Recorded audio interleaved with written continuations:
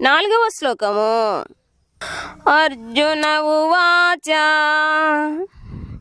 కథం భీష్మమహం సంఖ్యే ద్రోణం చ మధుసూదన ఇషుభిః ప్రతియోచ్యామి పూజార్హా వరిసూదన.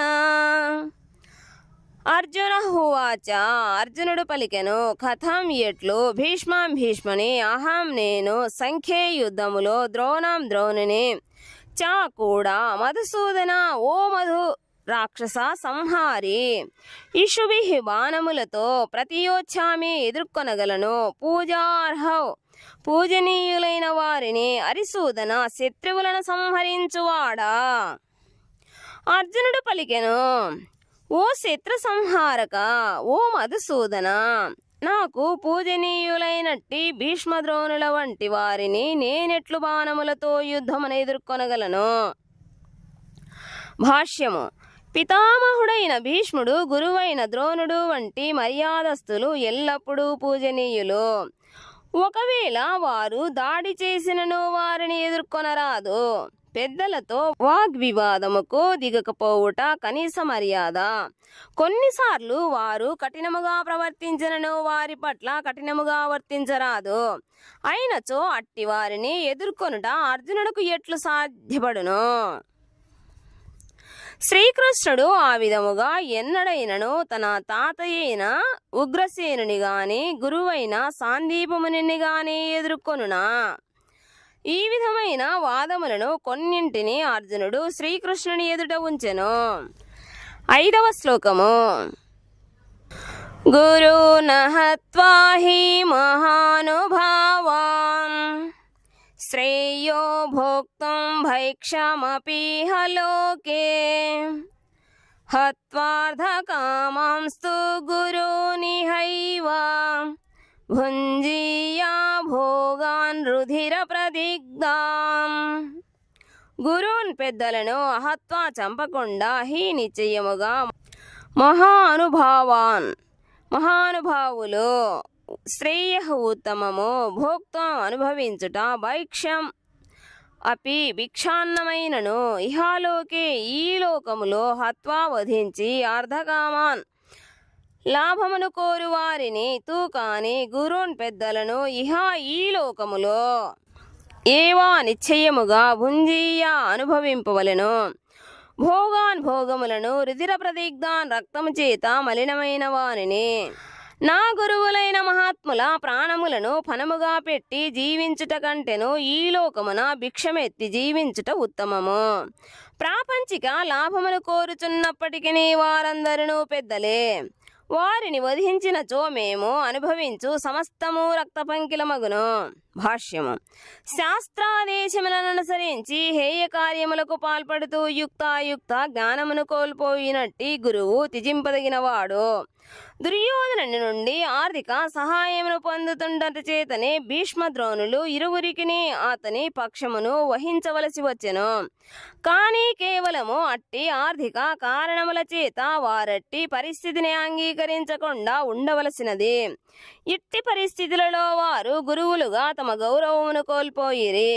అయినను వారు తనకు గౌరవించదగిన పెద్దలేనని వారిని వధించి భౌతిక లాభములను అనుభవించుట, కేవలము రక్తసిక్తమైన వాటిని అనుభవించుటయే అగునని అర్జునుడు భావించెను. 6వ శ్లోకము. నా చైతద్విద్మః కతరన్నో గరీయో యద్వా జయేమా యది వా నో జయేయుః యానేవా హత్వా నా జిజీవిషామస్తేవ స్థితాః ప్రముఖే ధార్తరాష్ట్రాః. ఏతత్ ఇది, నా చ విద్మః మేమెరుగము, కతరత్ ఏది, నహు మాకు, గరీయః మేలైనదో, యత్వా జయేమా ఒకవేళ జయించుటయో, నహు మమ్ము, యది వా జేయుః ఒకవేళ వారు జయించినను యాన్ ఎవరిని ఏవా నిశ్చయముగా హత్వా వధించి నా జిజీవిషామహ జీవించి వాంఛించము తే వారందరూ అవస్థితా నిలిచి ఉండిరి ప్రముఖే ఎదుటనే ధృతరాష్ట్రుని పుత్రులు మేము వారిని జయించుటయో లేక వారు మమ్ములను జయించుటయో ఏది హితకరమైనదో మేము తెలియకుంటిమి. ధృతరాష్ట్రపుత్రులను వధించి మేము జీవించవాంఛింపము. ఏమైనను వారిప్పుడు యుద్ధరంగమున మా ఎదుట నిలిచి ఉండిరి. భాష్యము. క్షత్రియులకు యుద్ధము చెయ్యుట ధర్మమైనను తాను అనవసర హింసకు కారణమవుతూ యుద్ధము చేయవలనా లేక యుద్ధమును త్యజించి భిక్షాటనతో జీవించవలనా అనేది అర్జునుడికి తెలియలేదు. ఒకవేళ అతడు శత్రువులను జయించకపోయినచో భిక్షాటనయే అతనికి జీవనోపాధి అగును. అట్లే యుద్ధములో ఇరుపక్షములలో ఎవరైనను విజయమును సాధింపవచ్చును. కనుక విజయము నిశ్చయముగా తమకు లభించగలదని హామీ కూడా లేదు. ఒకవేళ తమ పక్షమునకే విజయము లభించినను తమ పక్షమే ధర్మసమ్మతమైనను ధృతరాష్ట్రుని పుత్రులు యుద్ధములో మరణించినచో వారు లేకుండా జీవించుట దుర్లభమగును. అట్టి పరిస్థితులలో అది వారికి మరొక రకమైన పరాజయమే. అర్జునుడు గొప్ప భగవద్భక్తుడే కాకుండా గొప్ప జ్ఞాని. తన మనస్సు ఇంద్రియములపై పూర్తి నియంత్రణ కలిగిన వాడని కూడా ఈ భావనలన్నీ స్పష్టముగా నిరూపించును. రాజవంశములో జన్మించినను భిక్షాటనతో జీవించవలనని వాంఛించుట అతని వైరాగ్యముకు ఇది మరొక నిదర్శన. ఈ గుణములు మరియు వారితో పాటు తన ఆధ్యాత్మికాచార్యుడైన శ్రీకృష్ణుని బోధనలపై గల అతని విశ్వాసము, శ్రద్ధ అతడిని నిజమైన ధార్మికుడనే సూచిస్తున్నవి. కనుకనే అర్జునుడు ముక్తికి అర్హుడని ఇక్కడ స్పష్టముగా నిర్ధారించబడినది. ఇంద్రియములను నియంత్రించకుండా జ్ఞానస్థితికి ఉద్ధరించబడు అవకాశమే ఉండదు.